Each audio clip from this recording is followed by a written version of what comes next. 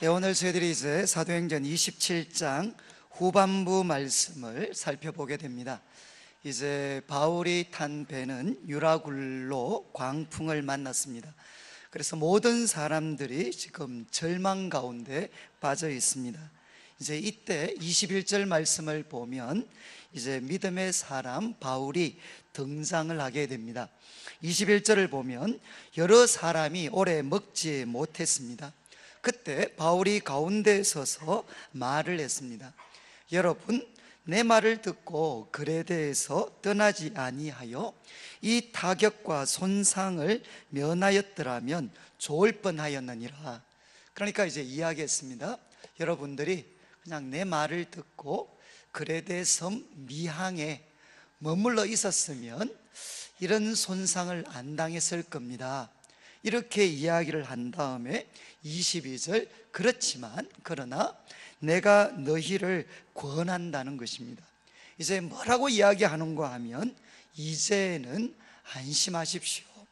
여러분, 이제는 안심하십시오. 이런 놀라운 소식을 그들에게 전달을 해줍니다.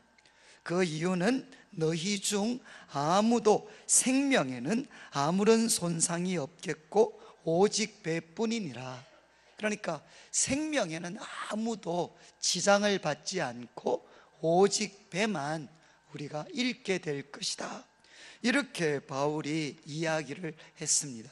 그러니까 어쩌면 이 이야기를 듣는 사람들은 마음으로 아마 생각했을 것 같아요. 아니, 당신이 도대체 뭐라고 이 폭풍 가운데 있는 우리들에게 안심하라고 이야기할 수 있고 또 우리 생명은 안전하고 배만 상한다. 도대체 당신이 무슨 근거로 이런 이야기를 할 수 있느냐. 정말 기쁜 소식임에는 분명하지만 아마 그들 마음에 많은 의구심이 생겼을 것 같습니다. 그때 23절 바울이 자기가 이렇게 이야기할 수 있었던 근거를 설명을 합니다. 내가 속한 바 곧 내가 섬기는 하나님의 사자가 어젯밤에 내 곁에 서서 말하되. 바울이 이렇게 말할 수 있었던 것은 어젯밤에 한 사건이 일어났다는 겁니다. 그 사건은 뭔가 하면 바울이 속해 있고 바울이 섬기는 하나님께서 사자를 보내셨습니다. 이 사자는 천사입니다. 천사. 바울이 속했고 바울이 섬기는 하나님께서 천사를 보내셔서 어젯밤에 바울 곁에 서 있었다는 겁니다. 바울 곁에 서서 이제 말을 했는데 그 내용은 24절, 바울아 두려워하지 마라. 천사가 와서, 하나님이 보내신 천사가 와서 이야기했습니다. 바울아 두려워하지 마라. 내가 가이사 앞에 서야 할 거다. 여러분, 가이사 앞에 서려면 이 폭풍 가운데에서도 생명을 건져서 로마에 가야만 가이사, 로마 황제 앞에 설 수 있습니다. 그런데 천사가 이야기를 했습니다. 네가 가이사 앞에 서야 하겠다. 그리고 또 이야기하기를 하나님께서 너와 함께 항해하는 자를 다 내게 주셨다. 이렇게 천사가 말을 했다는 것입니다. 그러니까 지금 천사가 바울에게 전달해 줬습니다. 바울아 두려워하지 마라. 너는 가이사 앞에 서야 된다. 너 앞으로 살 거다. 그리고 또 이야기하시기를 이제 너와 함께 항해하는 자들, 이 모든 사람들도 다 너에게 하나님이 주셨다. 근데 여기 주셨다라는 말은 사실 원어적으로 보면 은혜로, 선물로 너와 함께 항해하는 자들도 다 너에게 주셨다. 이렇게 하나님의 사자가 말씀하셨다는 겁니다. 이 말씀에 비추어서 25절 바울이 결론적으로 이야기합니다. 그러므로 하나님의 사자가 말씀하셨기 때문에 여러분이여 안심하라. 여기 안심하라라는 표현은 이제 의사가 환자들에게 사용했던 표현입니다. 그래서 지금 환자는 고통이 심하고 그래서 죽을 것 같은데, 그런데 의사가 와서 이야기합니다. 안심하십시오. 여러분 안심하십시오. 괜찮습니다. 곧 낫습니다. 이렇게 이야기하면 그 두려움과 공포에 빠져 있었던 그 환자들이 안심하게 되고 마음의 평정을 찾을 수 있습니다. 바로 인간 의사가 주는 말도 환자들에게 안심할 수 있도록 할 수 있다면, 천지와 만물을 창조하신 하나님께서 사람들을 향해 안심해라 이렇게 말씀하시면, 그들이 비록 유라굴로 광풍 속에 있다 할지라도 하나님은 그들의 마음에 참된 평화를 주실 수가 있습니다. 그래서 바울이 이야기합니다. 여러분 안심하십시오. 나는 내게 말씀하신 그대로, 나는 내게 말씀하신 그대로 되리라고 하나님을 믿습니다. 이렇게 바울이 그들을 향해 고백을 했습니다. 권면을 했습니다. 성도님들, 우리 그리스도인의 믿음이 뭐라는 것을 사실 이것처럼 명확하게 보여주는 말씀은 없습니다. 우리 그리스도인의 믿음은 뭐냐? 하나님께서 우리에게 말씀하신 그대로 되리라고 하나님을 믿는 것, 이것이 우리 그리스도인의 믿음입니다. 자, 그런데 이제 21절부터 25절까지 말씀을 보면, 이제 바울, 모든 사람이 절망과 공포에 빠져 있을 때 바울, 하나님의 사람 바울만이 소망을 가질 수가 있었습니다. 그리고 그 소망을 절망에 빠진 사람들에게 지금 전달해 주고 있습니다. 소망을 전달해 주고 있습니다. 어떻게 이런 일이 일어날 수 있었습니까? 무엇을 통해서 그가 소망을 가질 수 있었습니까? 그것은 하나님의 말씀입니다. 주의 사자가 와서 그에게 말씀을 주셨고, 그 말씀에 대한 믿음이 유라굴로 광풍 속에 있는 그 바울을 절망에서 희망과 소망의 사람으로 바꾸어 놓을 수가 있었습니다. 사랑하는 성도님들, 이 말씀을 통해 우리가 확인할 수 있는 것은 우리들의 삶에도 정도의 차이는 있지만 유라굴로 광풍과 같은 어려움이 몰아칠 수가 있습니다. 그런데 그때 참된 소망은 어디서 발견할 수 있느냐? 하나님의 말씀에서 발견할 수가 있습니다. 저도 이제 개인적으로 지난 삶을 이렇게 쭉 돌아보면, 저도 이제 고등학교를 졸업하고 나서부터는 그래도 이렇게 고생을 한 것 같아요. 고생을 하면서 참 제 인간 스스로의 힘으로는 해결할 수 없을 것 같았던 어려운 순간들이 저도 이렇게 여러 번 있었습니다.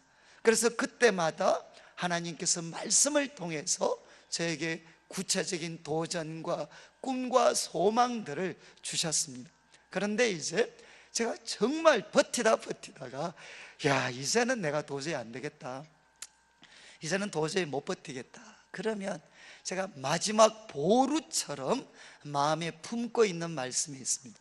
제가 도저히 못 버티겠다라고 생각하면 이제 마지막 찾는 말씀이 있습니다. 저는 아마 이 말씀이 우리 성도님들에게도 좀 도움이 됐으면 좋겠다 싶어서 같이 나누려고 하는데, 시편 66편 8절부터 12절 말씀인데 자막이 나옵니다. 말씀을 보시면 이렇게 되어 있습니다.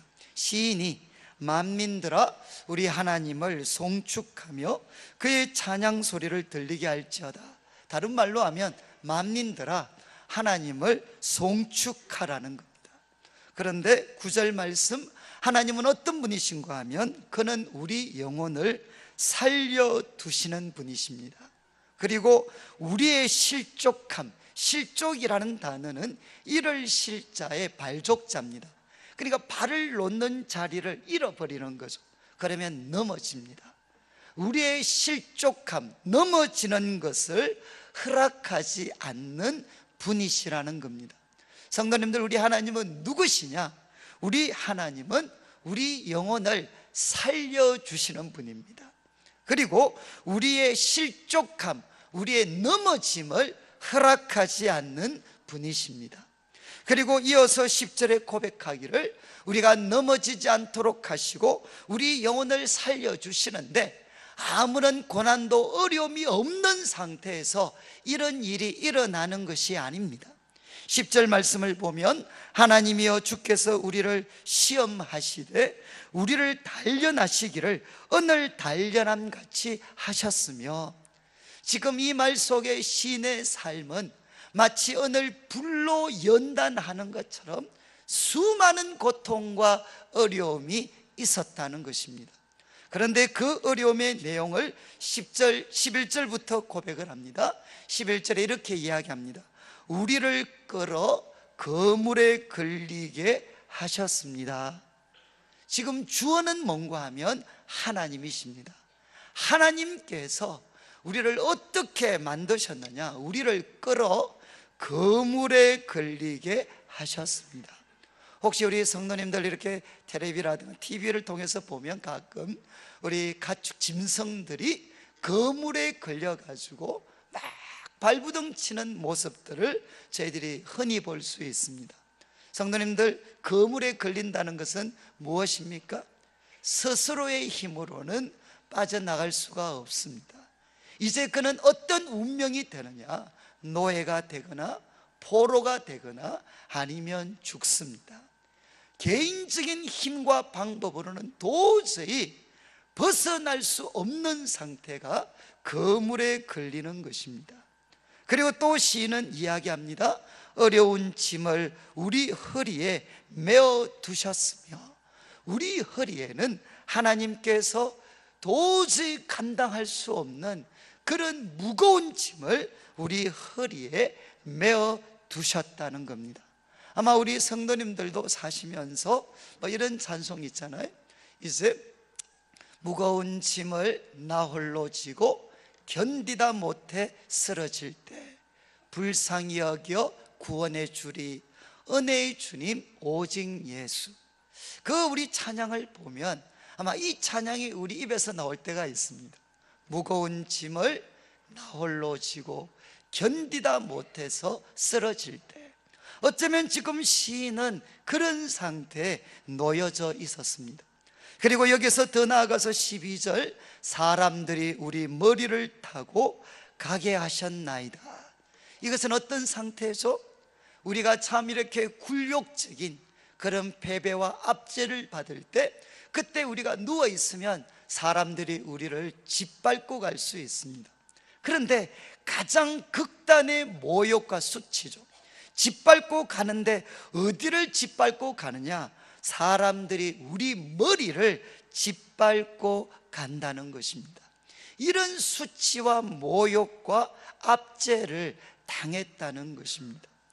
그런데 중요한 것은 바로 이 일의 배후에 누가 계셨다고 시인은 고백을 하느냐? 하나님이 계셨다는 겁니다. 우리가 생각을 할 때는 우리가 잘못해서 거물에 걸렸고 우리 주위의 사람들이 악해서 거물에 걸렸다라고 생각할 수 있는데, 시인은 이것을 받아들이면서도 근원적인 원인을 하나님께 하소연하고 있습니다. 하나님께서 저를 거물에 걸리게 하셨습니다. 그리고 도저히 감당할 수 없는 무거운 짐을 우리들의 허리에 매게 하셨습니다. 그리고 사람들로 하여금 우리들의 머리를 지근지근 밟고 지나가도록 우리를 수치와 모욕과 압제의 자리에 떨어지게 하셨습니다. 그리고 시인이 고백을 합니다. 우리가 불과 물을 통과하였습니다. 하나님, 우리는 불구덩이 속에 던져졌습니다. 그리고 우리는 물구덩이 속에도 던져졌습니다. 지금 시인은 하나님 앞에 고백을 합니다. 어쩌면 이 5가지 표현은 우리가 이 땅을 살면서 만나는 그 광풍의 모습을 생생하게 저는 묘사하고 있다고 생각을 합니다. 때로는 사람들이 쳐놓은 거물에 우리의 부족함, 연약함, 어리석음 때문에 걸릴 수가 있습니다. 아무리 발부둥을 쳐도 빠져나올 수 없을 때가 있습니다. 그리고 어떨 때는 도저히 우리가 감당할 수 없는 무거운 짐이 우리를 짓누를 때가 있습니다. 그리고 나아가서 때로는 사람들에게 조롱과 멸시를 당하는데 머리를 짓밟고 지나갈 만한 그런 수치와 모독을 우리가 당할 수도 있습니다. 그리고 금방 타 죽을 것만 같은 불구덩이 속에 우리가 던져질 때가 있고, 때로는 우리들의 힘으로 도저히 몸을 가눌 수 없는 그런 우리가 물에 던져질 수도 있습니다. 그런데 이제 시인이 이렇게 고백한 다음에 뭐라고 이야기하느냐, 12절 마지막. 참 저는 우리나라 말 번역이 아쉬운 게 여기 중요한 단어가 하나 빠졌습니다.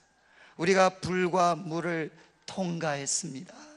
뭐가 빠졌는가 하면 그러나 우리가 그 물에 던져졌고 어려운 짐이 우리들의 허리에 매였고 사람들은 우리들의 머리를 짓밟고 지나가고 우리는 불과 물을 통과했습니다. 그러나 주께서 우리를 끌어내셨습니다. 거물에서 끌어내셨고, 그리고 또 무거운 짐에서 끌어내셨고, 사람들의 비웃음과 짓밟음 속에서 우리를 끌어내셨고, 불과 물에서 우리를 끌어내셔서 마침내 어떻게 하셨느냐, 풍부한 곳에, 풍성한 곳에 우리를 인도해 주셨습니다. 그곳으로 우리를 들이셨나이다. 이렇게 시인은 고백하고 있습니다. 저는 이제 때로는 제 힘으로 감당할 수 없다라고 생각하는 순간에 빠지면 마지막 이 말씀을 묵상을 합니다. 하나님, 주께서 우리를 저를 끌어 거물에 걸리게 하셨습니다. 그리고 어려운 짐을 제 허리에 매게 하셨습니다. 사람들이 머리를 타고 가게 하셨습니다. 그리고 불과 물을 통과하였습니다. 그러면 이 5가지 고백 속에 제가 처해 있는 모든 어려운 형편들이 이 속에 다 포함이 되어져 있습니다. 그리고 마음의 고백이 나옵니다. 나는 그래도 이들보다는 낫구나, 나는 이들보다 낫구나라는 생각과 함께 마음의 확신이 옵니다. 그러나 하나님께서 우리를 끌어내셔서 풍부한 곳으로 인도하실 것입니다. 지금 우리가 당하는 이 고된 삶의 과정은 풍부함에 이르게 하는 주님의 연단의 방법입니다. 주님은 지금도 저를 외면하지 않고 붙잡고 계시고 그 능한 손으로 저를 붙잡고 계십니다. 이 말씀을 통해서 다시 한번 하나님께서 저와 함께 계실 뿐만 아니라 마침내는 풍부한 곳으로 인도하실 것을 믿게 되면 제 마음속에 이 세상에 어느 누구도 줄 수 없는 그런 안심한 마음들이 제 속에 주어지게 됩니다. 사랑하는 성도님들, 기억하십시오. 우리가 이 땅을 사는 동안 우리들의 힘으로 감당할 수 없는 유라굴로 광풍과 같은 어려움들 만나게 됩니다. 그때는 인간적인 모든 능력과 지혜와 방법이 작동되지 않습니다. 그때 우리들의 마음속에 절망을 살아있는 소망으로 바꿀 수 있는 것은 오직 하나, 하나님의 말씀입니다. 하나님께서 말씀하신 그대로 하나님이 이루실 것을 우리가 믿게 될 때 그 믿음이 바로 이 절망을 희망으로 바꿔 놓을 수가 있습니다. 바울이 이제 이렇게 말씀을 전한 다음에 이어지는 27절 말씀부터는 이제 하나님이 바울을 통해서 그들에게 구원을 약속하셨습니다. 그 후에 어떤 일이 펼쳐졌는가? 27절에 보면 14일째 되는 날에 우리가 아드리아 바다에서 이리저리 쫓겨갔습니다. 그리고 정오쯤 자정쯤 되어 사공들이 어느 육지에 가까워지는 줄을 짐작했습니다. 이제 이 뱃사람들이니까 본능적으로 알았습니다. 이제 육지에 가까워지고 있다는 겁니다. 그래서 28절 물을 재어보니까 20길이 되었습니다. 한 길은 양쪽 팔을 쫙 폈을 때 이 간격입니다. 그래서 보통 1.8m입니다. 그런데 우리가 계산하기 쉽게 하려면 한 2m 정도 계산하면 이제 수심을 재니까 20길, 약 한 40m 정도가 되었고, 조금 가다가 다시 재니까 15길, 약 한 30m 정도 수심이 되었습니다. 29절 암초에 걸릴까 하여서 밤에 계속 수심이 낮아지는 쪽으로 가까이 가니까 잘못하면 암초에 걸릴까 해서 고물, 이것은 배 뒤편에 단넷을 내립니다. 이것은 일종의 무슨 장치냐? 브레이크 장치입니다. 더 이상 배가 진행되지 못하도록 단넷을 내리고 이제 날이 새기를 기다리고 있었습니다. 이제 날이 새면 본격적으로 육지에 접근을 하려고 기다리고 있었습니다. 그때 30절 한 사건이 일어납니다. 사공들이, 이 배 소위 항해를 책임지는 사공들이 도망을 가려고 했습니다. 앞으로 이제 육지에 상륙하다 보면 어떤 하나의 불의한 사고가 일어날지 모르니까 이제 자기들이 도망하고자 해서, 이물이라는 건 배 앞쪽입니다. 배 앞쪽에서 닷을 내리는 척 하면서 무엇을 바다에 던졌느냐? 거룻배입니다. 거룻배는 뭔가 하면 지난주 말씀드렸죠? 구명정이었습니다. 구명정, 오늘날의 말로 하면 구명정. 그 배를 바다에 내려놓고 자기들만 타고 도망을 가려고 했습니다. 그런데 이것을 놀랍게도 누가 알아차렸느냐? 바울이 알아차렸습니다. 백부장도 군인들도 감지하지를 못했는데 31절 바울이 백부장과 군인에게 이야기합니다. 이 사람들이 배에 있지 아니하면 너희가 구원을 얻지 못하리라. 이 사람들이 있어야 이제 앞으로 육지에 상륙을 할 텐데, 그 어떻게 보면 암초 가득한 그런 어떤 백기를 무사히 항해할 수가 있습니다. 이들이 없으면 안 된다. 그러니까 그 소리를 듣고 32절 군인들이 거룻줄을 끊어 떼어버립니다. 그래서 그 거룻배를 떼어서 흘러가도록 만들어버리고 사공들은 배에 있도록 조치를 취했습니다. 사랑하는 성도님들, 이 말씀 보니까 어떻습니까? 좀 이상하지 않나요? 원래 이 명령은 누가 해야 됩니까? 백부장 군인들이 해야 되는데, 지금 이 명령을 죄수의 신분이었던 바울이 이야기를 하고, 그리고 지금 백부장과 군인은 이 명령을 따라서 행하게 됩니다. 그리고 이 판단은 옳았기 때문에 나중에 무사히 상륙하게 됩니다. 사랑하는 성도님들, 바울은 무엇도 있었느냐? 하나님께서 분명히 구원을 약속하셨지만 이 배가 육지에 도달하기 위해서는 사공이 필요하다는 것, 지금 저들이 하는 것은 자기들만 살려고 하는 노력이다 라는 것을 그가 깨닫고, 바로 그들이 배를 떠나지 못하도록 현실적인 조치와 지혜를 그들에게 제공해 주었습니다. 저는 제가 이 말씀을 보면서 조금은 좀 이렇게 비약적인 해석인데, 나는 지금까지 만약 유라굴로 광풍과 같은 어려움을 만났다면 그때 과연 어떤 현실적인 조치를 취했나 생각을 해보니까, 저는 다른 거는 모르겠는데 갑자기 마음에 하나님께서 감사의 마음들을 많이 부어주셨어요. 왜냐하면 저희 교회가 이제 예를 들면 이 비전센터 건축할 때 사실은 어려움이 많았습니다. 그런데 그때 어려웠을 때 하나님께서 우리 교회, 표현이 그렇습니다, 하나님께서 우리 교회에 사공들을 많이 두셨습니다. 그래서 이 비상적인 사태를 잘 해결할 수 있도록, 잘 해결해서 육지에 도착할 수 있도록 하나님께서 많은 사공들을 허락해 주셨어요. 그리고 교회에 크고 작고 어려운 문제들이 있을 때마다 놀랍게도 우리 교회에 어떤 분들이 계셨느냐? 사공들이 계셨습니다.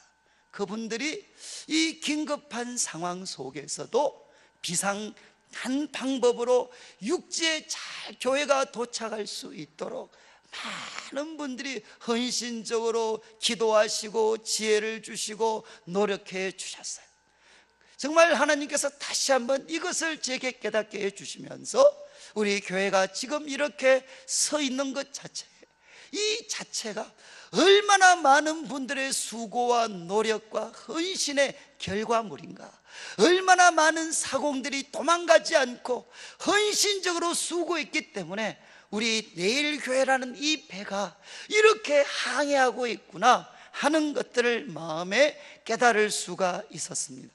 사랑하는 성도님들, 이제 바울은 이야기를 합니다. 이 다급한 상황 속에서도 사공들을 떠나지 못하도록 하는 조치를 취했습니다. 그런 다음에 33절을 보시면 날이 새어 갑니다. 이제 얼마 있지 않으면 배가 육지로 상륙하는 시도를 할 겁니다. 그런데 그 전에 바울이 여러 사람에게 음식 먹기를 권합니다.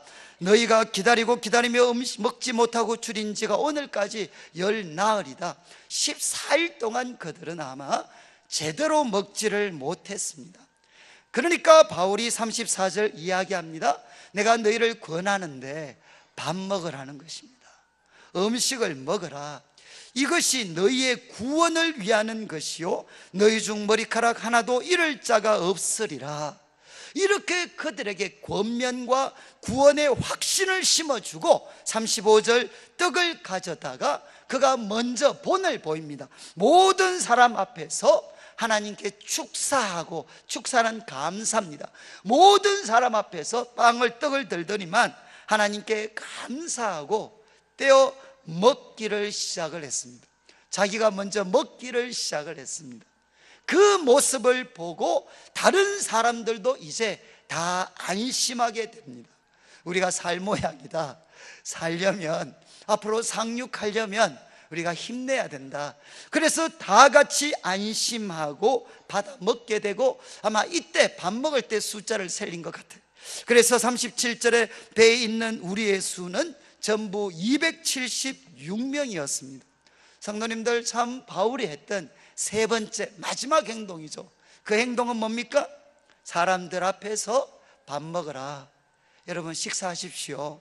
우리들의 말로 하면 힘내십시오. 기력을 되찾으십시오. 식사하시고. 그리고 이야기합니다.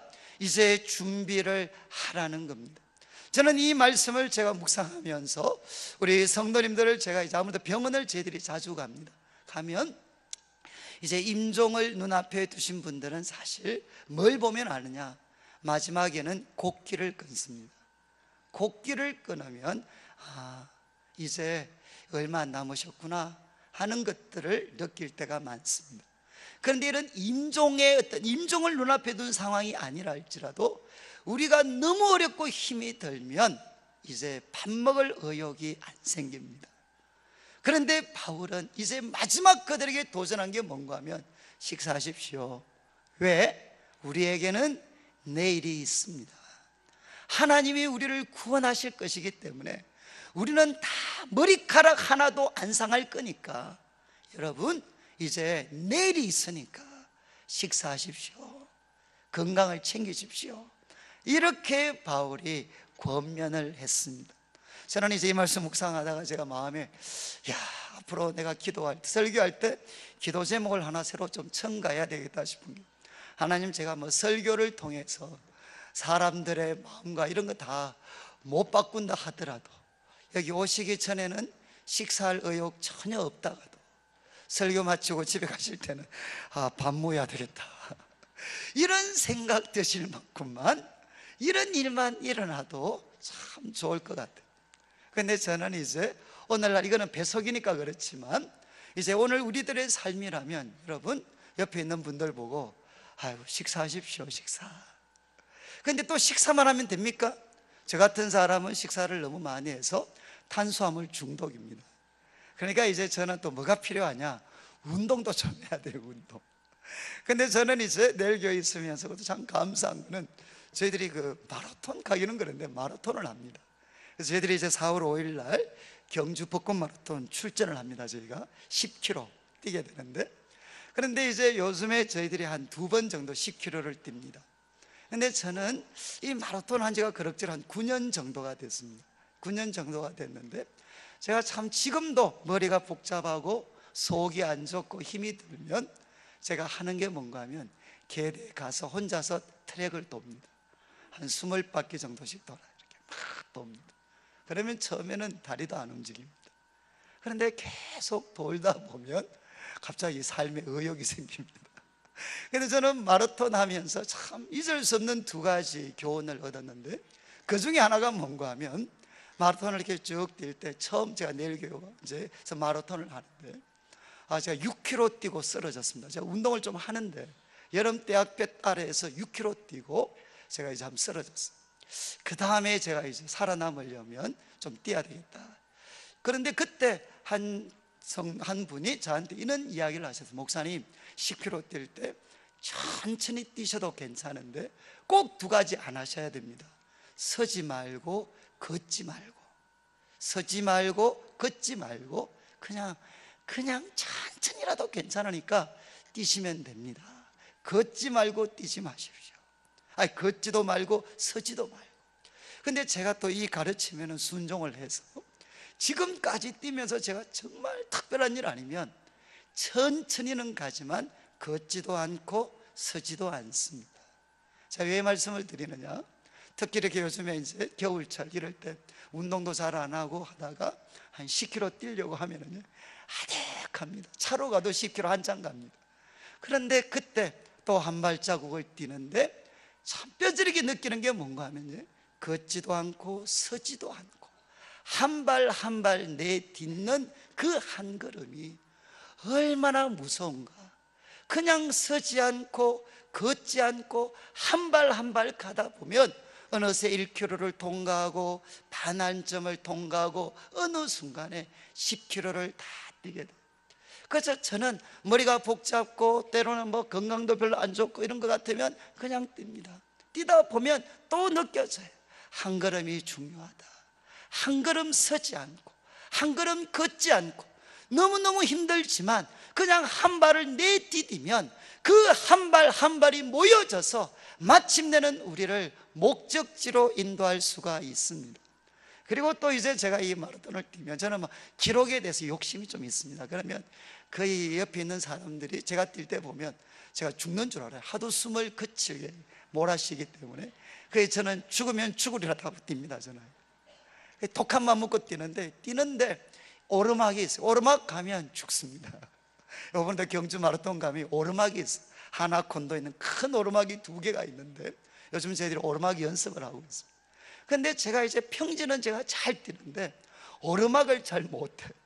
그래서 오르막에 제가 거의 그냥 걷다시피 하니까 옆에 있던 한 동료가 아주 오래전에 저한테 이런 이야기를 했어요. 목사님, 어차피 우리는 선수가 아니니까 이렇게 한번 해보십시오. 그러면서 팁을 하나 주셨는데, 오르막을 오를 때 저보고 하는 말씀, 목사님 절대로 꼭대기 보시면 못 갑니다.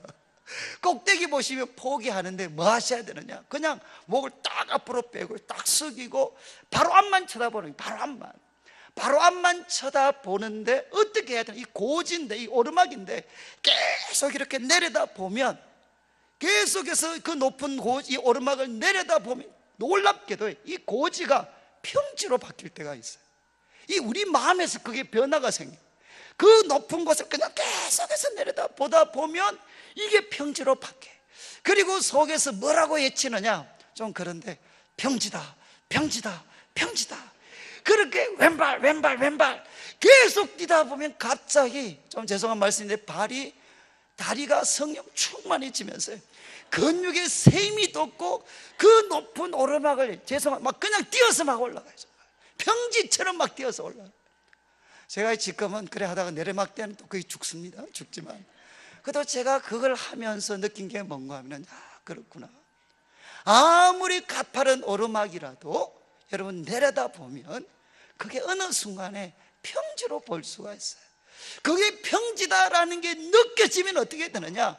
우리들의 영혼 속에, 우리들의 몸 속에 숨겨졌던 에너지, 할 수 있으니까, 평지니까 지나갈 수 있어요. 그러니까 그 에너지가 갑자기 솟구쳐 올라요.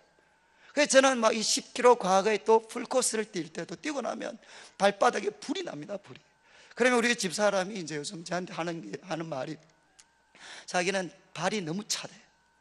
그러면 제가 좀 불쌍히 여겨주면 좋은데 제가 꼭 하는 말이, 야, 발 차다 가지 말고 발에 불이 나도록 한번 뛰어봐라. 그러면 그 찰틈이 어디냐, 찰틈이. 그러다가 또 박살나지만 그대로 이렇게 대들면 거의 죽음의 길로 가는 거지만, 근데 분명한 건 뭐겠습니까? 우리가 뛰면 어떻게 되죠? 우리가 하나님은 어떤 유라굴라 강풍 속에도 우리와 함께 하십니다. 믿으십니까? 그리고 그분은 우리를 구원의 길로 인도하십니다. 그러니까 그거 믿는다면, 죄송한 말씀이지만 오늘부터 밥 잘 드셔야 돼요. 예수 믿는 분들이 서글픈 표정을 지으시면 안 돼. 국수 오늘 드실 대표 있는 분 맞들어지게 하시면 안 돼. 정말 감격적으로 드시면서 그 다음에 돌아가서 뭐 하셔야 되겠습니까? 뛰셔야 돼. 운동을 하셔야 돼. 그래야만 어떻게 되느냐? 하나님이 주신 이 가장 귀한 몸, 가장 귀한 인생을 그렇게 서글프게 함부로 그렇게 쓸 수 없잖아요. 하나님이 주신 가장 귀한 몸이니까 열심히 먹고 열심히 운동해서 하나님이 맡기신 사명을 우리가 감당해야 됩니다. 그리고 마지막으로 바울이 이제 또 한 번 위기를 당합니다. 이 어떤 백부장 율리오가 이제 상륙을 시도하다가 배가 이제는 육지에서 나오는 물, 바다에서 나오는 물이 만나는 지점에서 배가 갇힙니다. 그리고 배가 파손하고 거기서 결국은 헤엄을 치거나 아니면 나무 조각 붙잡고 이제 상륙해야 돼요. 그런데 그때 문제는 군인들이 죄수를 죽이자는 겁니다. 왜냐하면 죄수 하나가 잃어버리면 그 책임을 군인이 져야 됩니다. 그러니까 차라리 죽이는 게 낫다는 거죠. 그런데 이런 긴박한 상황에서 43절을 보십시오. 이런 긴박한 상황에서 백부장이 바울을 구원하려 하여 그들의 뜻을 막습니다. 잘 보십시오. 백부장이 바울을 구원하기 위해서 그 군사들의 뜻을 막고 그냥 다 살려줍니다. 그래서 한 사람도 예외 없이 죄인이거나 아니거나 한 사람도 예외 없이 다 육지에 상륙하고 구조를 받습니다. 여러분 이거 보시니까 뭘 느끼실 수 있죠? 만약에 평소 바울이 그 배에 타고 있을 때 백부장이 볼 때 야 쟤는 살려둘 만한 가치가 없는 것 같아, 그런 식의 인정을 받았다면 이때 어떻게 됐겠습니까? 바울 죽었습니다. 그렇지 않아요? 정말 군인들이 죽이자 그럴 때 그래 다 저 쓸모있는 애 하나도 없어, 다 죽었을 겁니다. 그런데 바울은 백부장이 볼 때 어땠느냐? 죽이기에는 너무 아까운 사람이죠. 죽이기에는 너무 아까운 사람. 남들은 다 어떻게 돼도 쟤는 살아야 될 것 같아, 저 사람은 살아야 될 것 같아. 그래서 바울이 이 백부장이 어떻게 합니까? 위험 부담 감수하고 살려줍니다. 그래서 바울 때문에 다른 죄수들도 살아납니다. 성도님들, 앞에서 말씀드렸지만 주의 사자가 바울에게 와서 뭐라고 말씀하셨습니까? 네가 살아날 거다라고 이야기하지 않고 네가 가이사 앞에 서야 할 것이다. 이 말은 뭐죠? 네가 살아야 되는 이유가 뭐냐? 내가 너를 살려두는 이유가 뭐냐? 네가 할 일이 있다는 겁니다. 사명이 있다는 겁니다. 바울은 어떤 사람이었는가 하면 하나님 보시기에도 살아야 될 이유가 있었고 사람들이 볼 때도 저 사람은 살려둬야 될 이유가 있었습니다. 제가 조금 냉정하게 말씀드리면 하나님 앞에 도와주십시오, 우리를 지켜주십시오, 이 기도만은 사실은 부족합니다. 우리가 이 기도가 참되려면 무엇이 있어야 되느냐? 하나님 보시기에 사람들이 볼 때 저 사람은 살려둘 만한 충분한 가치가 있는 삶을 우리가 살아가야 하나님도 살려주시고 사람들도 우리를 돕습니다. 저는 오늘 말씀을 마무리하면서 저는 사실 오늘 설교 제목이 여러분이요 이제 안심하라, 여러분이요 이제는 안심하십시오. 저는 참 이 말씀이 마음에 그냥 그렇게 기도를 해서 하나님 이것이 우리 교회를 향해 주시는 성령이 우리 교회에 주시는 말씀이 되게 해 주십시오. 이제는 안심하게 해 주십시오. 그리고 우리 성도들을 향해 주님이 주시는 말씀, 여러분이요 이제는 안심하십시오. 누가 우리를 붙잡고 계시느냐? 하나님이 우리를 붙잡고 계십니다. 우리는 주님의 말씀을 믿습니다. 우리 주님이 교회의 머리가 되시고 이것을 믿는 믿음 위에 주님의 교회는 세워졌고 음부의 권세는 결코 이길 수가 없습니다. 우리는 이 말씀을 믿습니다. 믿기 때문에 여러분이요 이제는 안심하십시오. 그리고 나아가서 우리에게 주어진 하루하루를 어떻게 살아가야 되겠습니까? 하나님 앞에서, 사람 앞에서 우리가 살려둘 만한 충분한 가치가 있는, 하나님 보시기에는 사명을 감당하고 사람들이 볼 때는 그들을 복되고 섬기게 만들어주는 하나님의 사람으로 살아가면 하나님도 사람들도 우리를 살려둘 수가 있습니다. 저는 오늘 찬양을 같이 한 곡 드리고 싶은데, 주 품에 품으소서. 저는 참 이 말씀 묵상하면서 이 찬양을 많이 생각을 했습니다. 이거 잘 아시는 찬양인데, 주 품에 품으소서 능력의 팔로 능력의 팔로 덮어소서. 그런데 영어 번역은 제가 번역을 해드리면 이렇게 되어 있습니다. Hide me now. 하나님 저를 숨겨주십시오. Hide me now. 어디에? Under your wings. 당신의 날개 아래 저를 숨겨주십시오. 정말 멋있는 기도 아닌가요? 하나님 저를 당신의 날개 아래 숨겨주십시오. 그리고 cover me, 덮어주십시오. Within your mighty hand. 당신의 그 강한 팔로 저를, 팔 사이에 저를 덮어주십시오. 그리고 후렴에 바닷물이 일어납니다. 그리고 썬더스, 천둥이 칩니다. 그런데 I will soar. 나는 날아올 것입니다. 누구와 같이? With you. 당신과 같이. 지금 폭풍이 몰아치고 있지만 나는 날아올 것입니다. 어디로? Above the storm. 그 스톰 위로 주님과 함께 나는 날아올 것입니다.